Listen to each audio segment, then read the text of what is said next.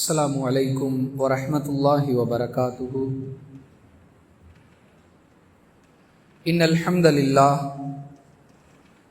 நஹ்மதுஹு வ நஸ்தஈனுஹு மன் யஹ்திஹில்லாஹு ஃபலா முதில்ல லஹு வ மன் யுத்லில் ஃபலா ஹாதிய லஹு.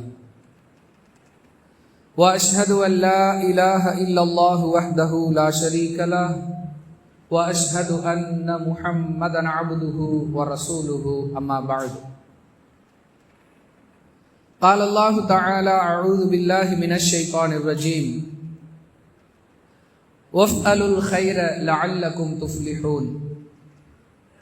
وقال تعالى إن الحسنات يذهبن السيئات.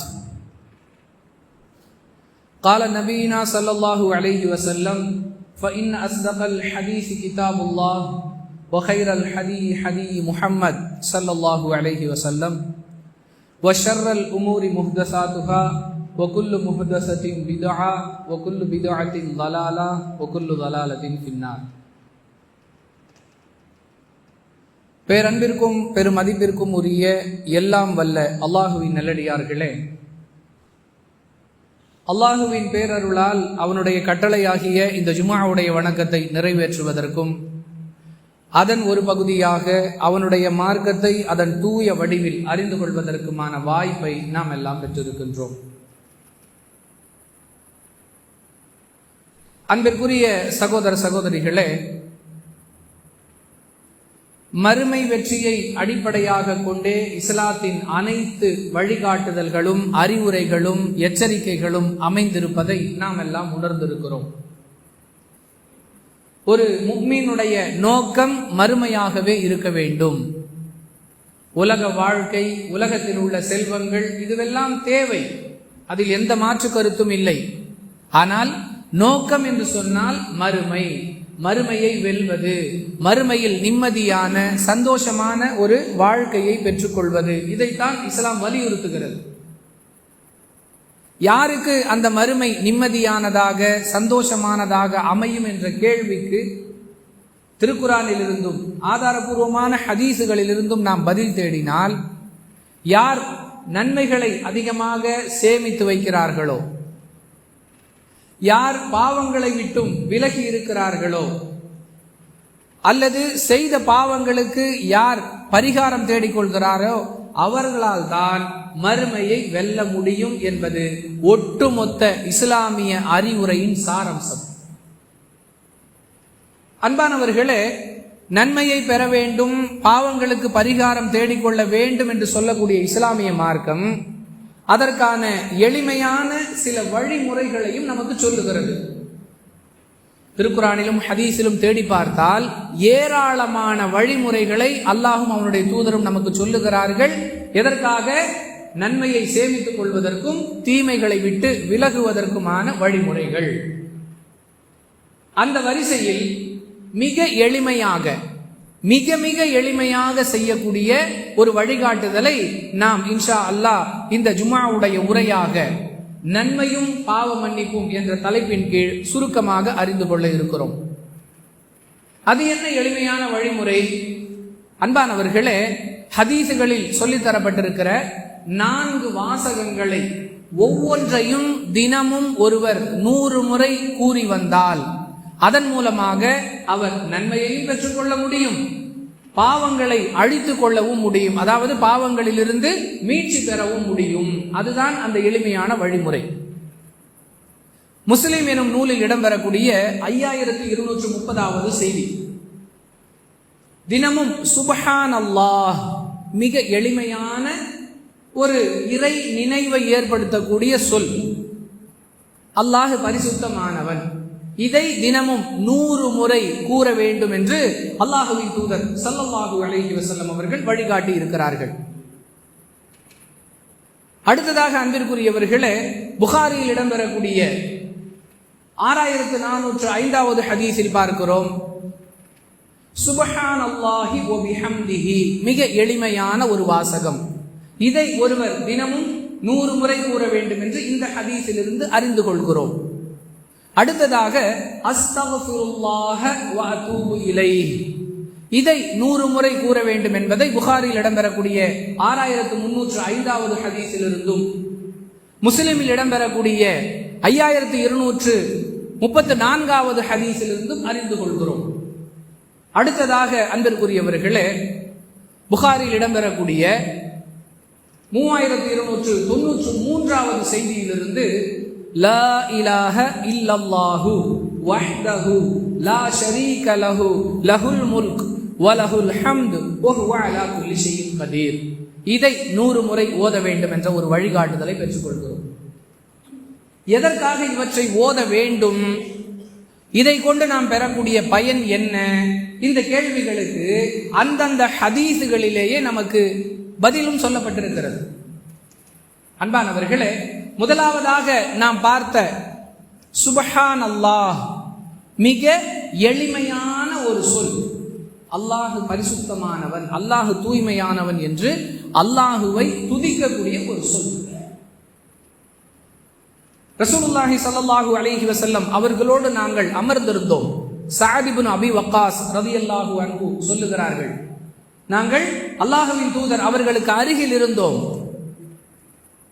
ஒரு நாளில் உங்களில் யாராவது ஒருவர் 1000 நன்மைகளை பெற்றுக்கொள்ள விரும்புகிறீர்களா?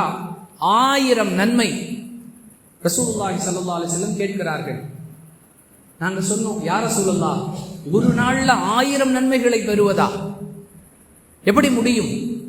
சொன்னார்கள் ரசூலுல்லாஹி ஸல்லல்லாஹு அலைஹி வஸல்லம், யார் ஒரு நாளில் 100 முறை சுப்ஹானல்லாஹ் என்று சொல்லுகிறாரோ அவர் 1000 நன்மைகளை பெற்றுக் கொள்கிறார், அல்லது அவருடைய பாவங்களில் இருந்து 1000 எண்ணிக்கையை அல்லாஹ் மன்னித்து விடுகிறான், அழித்து விடுகிறான் என்று சொன்னார்கள்.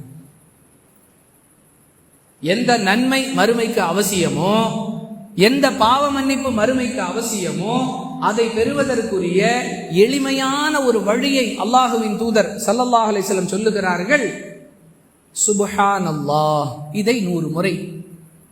எவ்வளவு நேரம் ஆக போகுது? உண்மையிலேயே மறுமையில் எனக்கு நன்மைகள் நிறைவாக வேண்டும், பாவமற்ற நிலையில் நான் அல்லாஹுவை சந்திக்க வேண்டும் என்ற ஆசை யாருக்கு இருக்கிறதோ அவர்கள் நடைமுறைப்படுத்த வேண்டிய ஒரு எளிமையான வழி. அடுத்ததாக அன்பிற்குரியவர்களே, நாம் பார்த்த புகாரில் இடம்பெறக்கூடிய 1405வது ஹதீஸில் உள்ள சுப்ஹானல்லாஹி வ பிஹம்திஹி, அல்லாஹுவின் தூதர் ஸல்லல்லாஹு அலைஹி வஸல்லம் சொன்னார்கள், யார் தினமும் 100 முறை சுப்ஹானல்லாஹி வ பிஹம்திஹி என்ற இந்த வாசகத்தை சொல்லுகிறாரோ அவருடைய பாவங்களை அல்லாஹ் மன்னித்து விடுகிறான், அவை கடல் நுரை அளவு இருந்தாலும் சரியே. ஒரு அடிப்படையை நாம் கவனத்தில் கொள்ள வேண்டும். எங்கெல்லாம் ஹதீசுகளில் முந்தைய பாவங்கள் மன்னிக்கப்படுகின்றன, பாவங்கள் உதிர்க்கப்படுகின்றன, கடல் நுரை அளவு இருந்தாலும் அவருடைய பாவங்களை அல்லாஹ் மன்னிக்கிறான் என்பது போன்ற சொற்றொடர்கள் ஹதீசுகளில் எங்கெல்லாம் வருகிறதோ அவற்றின் பொருள் என்னவென்றால் சிறு பாவங்கள் மன்னிக்கப்படும் என்பதுதான். ஏனென்றால் பெரும்பாவங்களை பொறுத்தவரை தௌபா இல்லாமல் மன்னிக்கப்படுவதில்லை என்று குர்ஆன் மிக தெளிவாக இல்லா மன் தாப என்று சொல்லுகிறது. அதனால் ஹதீசுகளில் எங்கெல்லாம் பாவங்கள் மன்னிக்கப்படும், பாவங்கள் உதிர்க்கப்படும், முந்தைய பாவங்கள் மன்னிக்கப்படும் என்ற வாசகங்கள் வருகிறதோ அவற்றின் பொருள் என்ன? சிறிய பாவங்கள் மன்னிக்கப்படும் என்பதுதான். அதை கவனத்தில் கொள்ள வேண்டும். பெரும்பாவத்தை ஒருவர் செய்திருப்பாரையானால் அவர் அல்லாஹ்விடம் மனம் வருந்தி தௌபா செய்ய வேண்டும் என்பதை இந்த இடத்துல நாம கவனத்தில் வைத்துக் கொள்ள வேண்டும். ஆக சுப்ஹானல்லாஹி வ பிஹம்திஹி மிக எளிமையான வாசகம். 1973 தமிழகத்தில் கல்வி அமைச்சராக இருந்தவர் யார்? கேட்டவுடன் பலரும் சொல்லுவோம். சொல்றோமா இல்லையா? 2006 தமிழகத்துடைய முதலமைச்சராக இருந்தவர் யார்? உடனே பதில் வருகிறது. தப்பில்லை, இதெல்லாம் தெரிந்து வைத்துக் கொள்ள வேண்டியது தேவை, குற்றம் அல்ல, பாவம் அல்ல. அதே போன்று ஞாபகம் வைக்க முடியல அப்படின்னு சொல்ல முடியாத அளவிற்கு மிக எளிமையான ஒரு வாசகம் சுப்ஹானல்லாஹி வ பிஹம்திஹி. இதை ஒருவர் ஒரு நாளில் 100 முறை கூறினால் கடல் நுரை அளவிற்கு அவருடைய பாவங்கள், சிறு பாவங்கள் இருந்தாலும் அவை மன்னிக்கப்படுகின்றன என்று அல்லாஹ்வின் தூதர் ஸல்லல்லாஹு அலைஹி வஸல்லம் அவர்கள் சொல்லக்கூடிய செய்தியை பார்க்கிறோம். அன்பானவர்களே, அல்லாஹ் அவ்வளவு சீக்கிரம் யாரையும் நரகத்திற்கு அனுப்புவதை விரும்புவதில்லை என்பதற்கு இந்த ஹதீசுகள் எல்லாம் ஆதாரங்களாக இருக்கின்றன. சிரமம் இல்லாமல் சொர்க்கம் போக முடியாது என்று சொல்லக்கூடிய இறைவன் சொர்க்கம் போகுவதற்குரிய வழியையும் சிரமம் இல்லாததாக ஆக்கி வைத்திருக்கிறான். ஒரு சில நிமிடங்களை ஒதுக்கி சுபஹானல்லாஹி வ பிஹம்திஹி இதை 100 முறை சொல்லுவதில் நமக்கு எந்த நட்டமும் ஏற்பட்டு விடாது. அடுத்ததாக நாம் குறிப்பிட்ட புகாரில் இடம்பெறக்கூடிய 6305, 6307, முஸ்லிமில் இடம்பெறக்கூடிய 5234 இந்த ஹதீசுகளிலிருந்து அஸ்தக்ஃபிருல்லாஹ வ அதூபு இலைஹி, இதை இந்த 2 ஹதீசுகளில் 2 வகையான எண்ணிக்கையில் நாம் பார்க்கிறோம். ரசூலுல்லாஹி ஸல்லல்லாஹு அலைஹி வஸல்லம் தினமும் அல்லாஹ்விடத்தில் 70 முறை நான் பாவ மன்னிப்பு தேடுவேன் என்று சொல்லக்கூடிய வாசகமும் இருக்கிறது. 100 முறை நான் அல்லாஹ்விடத்தில் பாவ மன்னிப்பு தேடுவேன் இந்த வாசகத்தை கொண்டு அஸ்தக்ஃபிருல்லாஹ வ அதூபு இலைஹி, நான் அல்லாஹ்விடத்தில் மன்னிப்பு கேட்கிறேன், அல்லாஹுவின் பக்கமே திரும்பக்கூடியவனாக இருக்கிறேன். பாவ மன்னிப்பு பிளஸ் ஒப்புதல் வாக்கு மூலம், இதை தினமும் 100 முறை சொல்வதில் நமக்கு எந்த நேர விரயமும் ஏற்பட்டு விடாது. 4வதாக அன்பிற்குரியவர்களே, புகாரில் இடம்பெறக்கூடிய 3293வது ஹதீஸ், லா இலாஹ இல்லல்லாஹ், வணங்க தகுதியானவன் அல்லாஹுவை தவிர வேறு யாரும் இல்லை. வஹ்தஹு, அவன் தனித்தவன். லா ஷரீக லஹு, அவனுக்கு யாரும் இணை கிடையாது. லஹுல் முல்கு வ லஹுல் ஹம்து, அனைத்து அதிகாரங்களும் அனைத்து புகழும் அவனுக்கே சொந்தம். வஹுவ அலா குல்லி ஷைஇன் கதீர், அனைத்து ஆற்றல்களும் அவனுக்கே உரியவை. இதை ஒருவர் 100 முறை தினமும் சொல்லுவதால் 10 அடிமைகளை உரிமை விட்ட நன்மை அவருக்கு கிடைக்கிறது. இஸ்லாம் அடிமை முறையை ஒழித்து விட்டது. அடிமையாக இருக்கக்கூடிய 10 நபர்களை விலை கொடுத்து வாங்கி அவர்களை சுதந்திரமாக வாழச் செய்தால் ஒருவருக்கு என்ன நன்மை கிடைக்குமோ அந்த நன்மையை எளிதாக பெற்றுக்கொள்ளலாம் இந்த வாசகத்தை 100 முறை ஓதுவதின் மூலமாக. பெரிய சிரமம் இல்லை. அன்பானவர்களே, அதே ஹதீஸில் தொடர்ந்து சொல்லப்படுகிறது, அல்லாஹ்வுடைய தூதர் சொல்றாங்க, 100 நன்மைகள் எழுதப்படுகின்றன. 10 அடிமைகளை விடுதலை செய்த நன்மை பெறப்படுகிறது. 100 நன்மைகள் எழுதப்படுகின்றன. 100 பாவங்கள் அவருடைய கணக்கிலிருந்து அழிக்கப்படுகின்றன. ஏற்கனவே அவர் செய்ததாக பதிவு செய்யப்பட்ட 100 பாவங்களை அல்லாஹ் மன்னிப்பதற்கு, அழிப்பதற்கு இந்த வாசகத்தை 100 முறை ஓதுதல் காரணமாக அமைகிறது. அடுத்து ரசூலுல்லாஹி ஸல்லல்லாஹு அலைஹி வஸல்லம் சொன்னார்கள், ஒருவர் காலையில் இதை ஓதினால் மாலை வரை அவர் ஷைத்தானுடைய தீங்குகளிலிருந்து பாதுகாப்பு பெற்று விடுகிறார். நன்மையை செய்ய வேண்டும் என்று விரும்புபவர்கள் கூட நன்மையை செய்ய முடியாமல் ஆகுவதற்குரிய காரணம் ஷைத்தானுடைய சூழ்ச்சி. தீமையை விட்டு விலக வேண்டும் என்று ஆசைப்படக்கூடிய பலர் விருப்பமில்லாம சில தீமைகளை செய்துவிட்டேன் என்று சொல்லுவார்களே, விருப்பம் இல்லை, ஆனால் சிக்கிக் கொண்டேன், காரணம் ஷைத்தானுடைய தூண்டுதல்.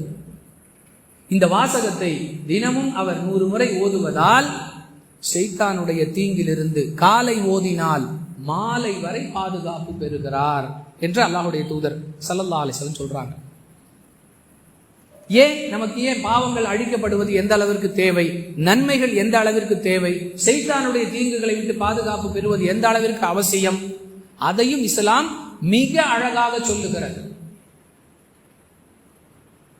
அன்பானவர்களே, திருக்குர்ஆனுடைய 22வது அத்தியாயம் 77வது வசனத்திலே அல்லாஹ் பேசுகிறார், வஃஅலுல் கைர லஅல்லகும் துஃப்லிஹூன், நன்மைகளை அதிகமாக செய்யுங்கள், வெற்றி பெறுவீர்கள். திருக்குர்ஆனிலும் ஹதீஸிலும் எங்கெல்லாம் வெற்றி பெறுவீர்கள் என்ற வாசகம் வருகிறதோ அது மறுமை வெற்றியை குறிக்கக்கூடிய வாசகங்கள். வஃஅலுல் கைர லஅல்லகும் துஃப்லிஹூன், நன்மையை நிறைய சேமிச்சு வச்சுக்கிட்டா நீங்க மறுமையில் வெற்றி பெற்று விடலாம். 7வது அத்தியாயம் 8வது வசனம், 101வது அத்தியாயம் 6 மற்றும் 7வது வசனங்களில் நன்மையின் முக்கியத்துவத்தை அல்லாஹ் பேசுகிறான். திருக்குர்ஆனுடைய வசனங்கள்ல ஃபமன் தகுலத் மவாசீனுஹு ஃபஉலாயிக ஹுமுல் முஃப்லிஹூன். 7வது அத்தியாயம் 8வது வசனத்தில் சொல்லுகிறான், ஃபமன் தகுலத் மவாசீனுஹு ஃபஉலாயிக ஹுமுல் முஃப்லிஹூன். நன்மையுடைய எடை உங்களுக்கு கனமாகிவிட்டால் நீங்கள் வெற்றி பெற்று விடுவீர்கள். மறுமை வெற்றி வேண்டுமா? நன்மை வேண்டும். நன்மை வேண்டுமா? இந்த வாசகங்களை ஓதுவது நன்மையை பெறுவதற்கான ஒரு வழி.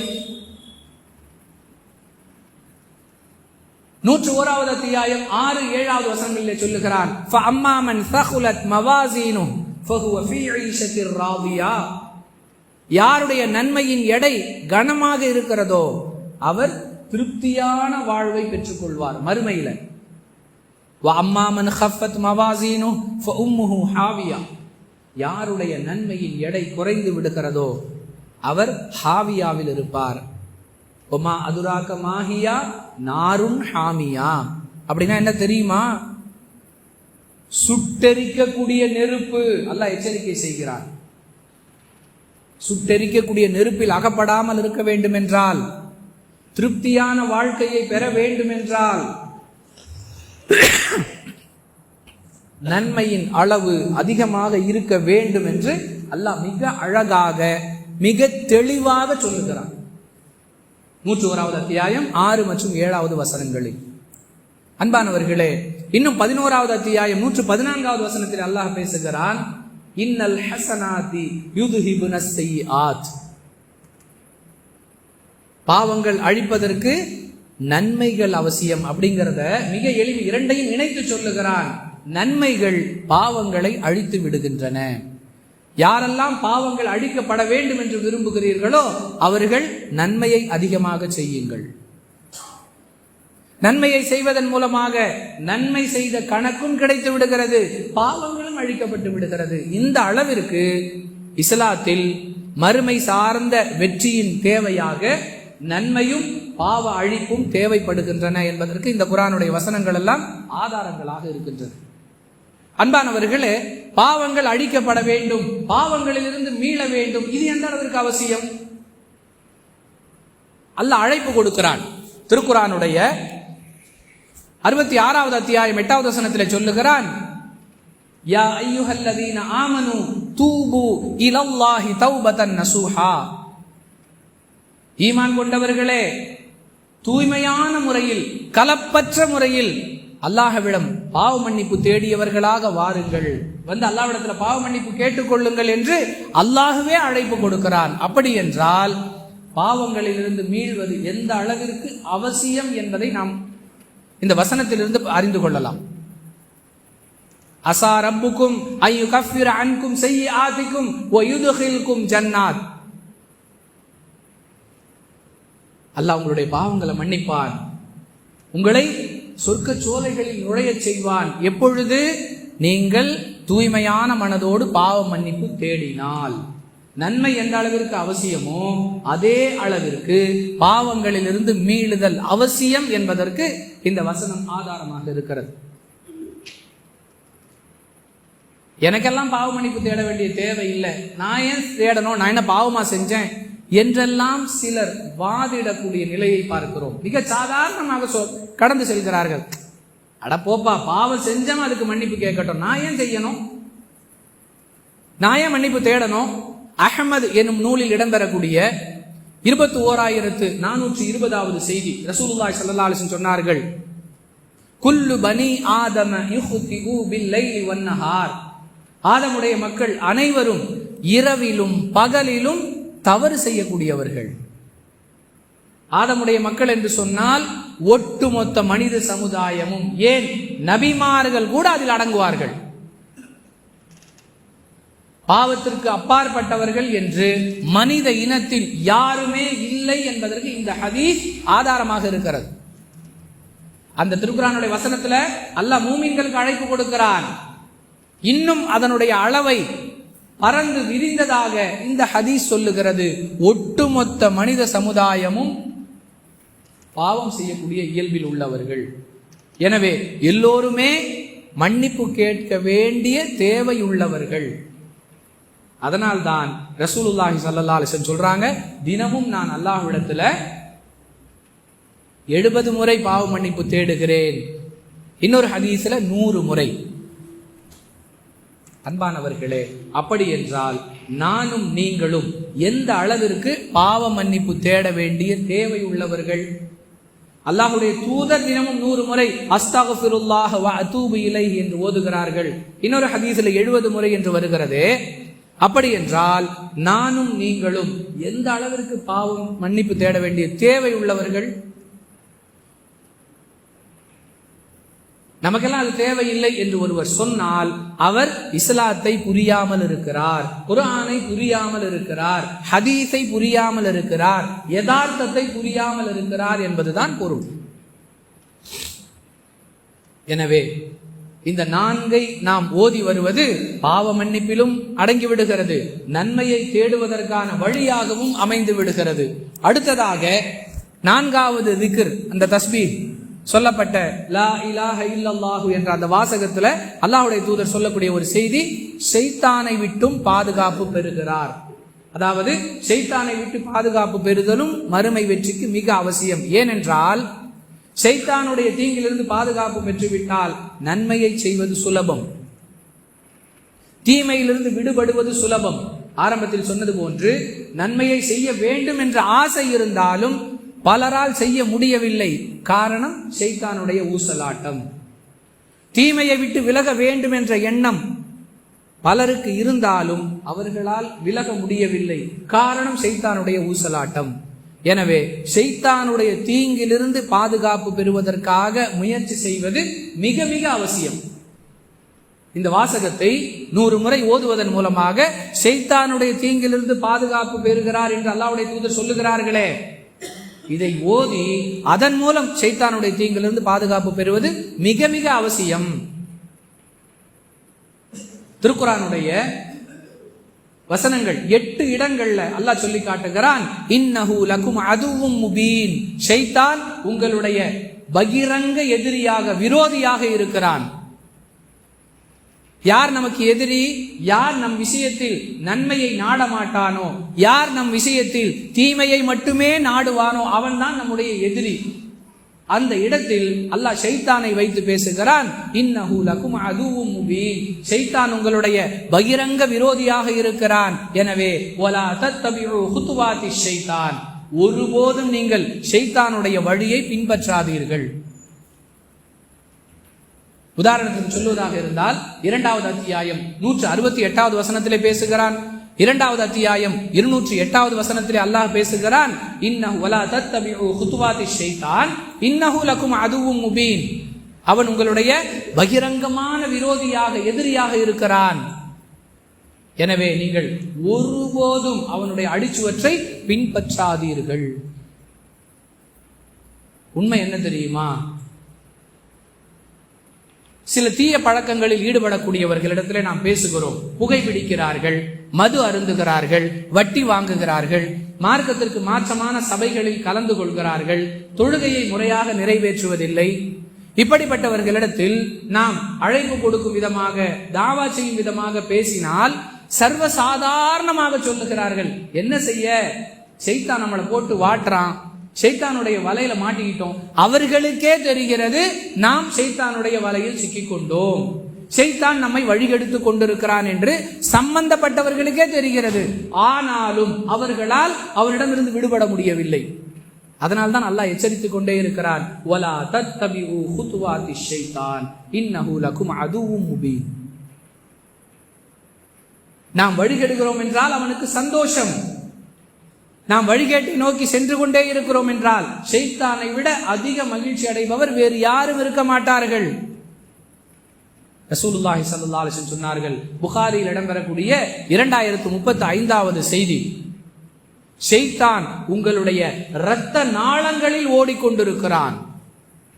உச்சி முதல் உள்ளங்கால் வரை நம்முடைய உடலில் பரவி கிடக்கக்கூடியது இரத்த நாளம். இரத்த ஓட்டத்தை வைத்தே நம்முடைய உயிர் இயங்கிக் கொண்டிருக்கிறது. அல்லாஹ் அப்படி ஒரு ஏற்பாட்டை செய்து வைத்திருக்கிறான். அந்த இரத்த நாளங்களை உவமையாக சொல்லி ரசூலுல்லாஹி ஸல்லல்லாஹு அலைஹி வஸல்லம் சொல்லுகிறார்கள், உங்களுடைய இரத்த நாளங்கள் எல்லாம் ஷைத்தான் ஓடிக்கொண்டிருக்கிறான். எதற்காக? நம்மை வழிகெடுப்பதற்காக. அந்த ஷைத்தானுடைய வழிகேட்டில் நாம் அகப்படாமல் இருக்க வேண்டும் என்றால் இந்த நான்கில் ஒன்றாகிய நான்காவதாக சொல்லப்பட்ட இந்த வாசகத்தை ஓதுவதை மார்க்கம் நமக்கு வழிகாட்டுகிறது. அன்பானவர்களே, யார் நன்மையை பெற வேண்டும், பாவங்கள் அழிக்கப்பட்டு தூய்மையாக வேண்டும், ஷைத்தானுடைய தூண்டுதலில் இருந்து பாதுகாப்பு பெற வேண்டும், இந்த சிந்தனைகள் யாருடைய உள்ளத்தில் இருக்கிறதோ, யாரெல்லாம் இவற்றிற்கு ஆசைப்படுகிறோமோ, நாம் செய்ய வேண்டியது தினமும் ஒரு குறிப்பிட்ட அளவிற்கு நேரத்தை ஒதுக்கி, எவ்வளவு நேரம் ஆகும்? முறையாக ஒருவர் செய்தால் அதிகபட்சம் 1/4 மணி நேரம் ஆனால் ஆச்சரியம். லா இலாஹ இல்லல்லாஹு வஹ்தஹு லா ஷரீக லஹு லஹுல் முல்க் வ லஹுல் ஹம்த் வ ஹுவ அலா குல்லி ஷைஇன் கதீர். இதை 100 முறை, சுப்ஹானல்லாஹ் இதை 100 முறை, அஸ்தக்ஃபிருல்லாஹ வ அதூபு இலைஹ் இதை 100 முறை, சுப்ஹானல்லாஹி வ பிஹம்திஹி. அன்பானவர்களே, தினமும் இதற்காக வென்று ஒரு நேரத்தை நாம் ஒதுக்கி முறையாக ஓதி வருவதன் மூலம் மேற்கண்ட அந்த பலன்களை, அதாவது நன்மையை பெற்றுக்கொள்வதற்கும், பாவங்களிலிருந்து விடுபடுவதற்கும், ஷைத்தானுடைய தீங்கிலிருந்து பாதுகாப்பு பெறுவதற்குமான வாய்ப்பை அல்லாஹ் ஏற்படுத்தி தருவான் என்பதில் சந்தேகமில்லை. இப்படி நல்ல விஷயத்திற்காக முயற்சி செய்யக்கூடிய, அதை கொண்டு மறுமையில் வெற்றி பெறக்கூடிய நன்மக்களாக ஆகுவதற்கு அல்லாஹ் எனக்கும் உங்களுக்கும் வாய்ப்பளிப்பானாக. வாஹிரு தஅவானா அனில் ஹம்துலில்லாஹி ரப்பில் ஆலமீன்.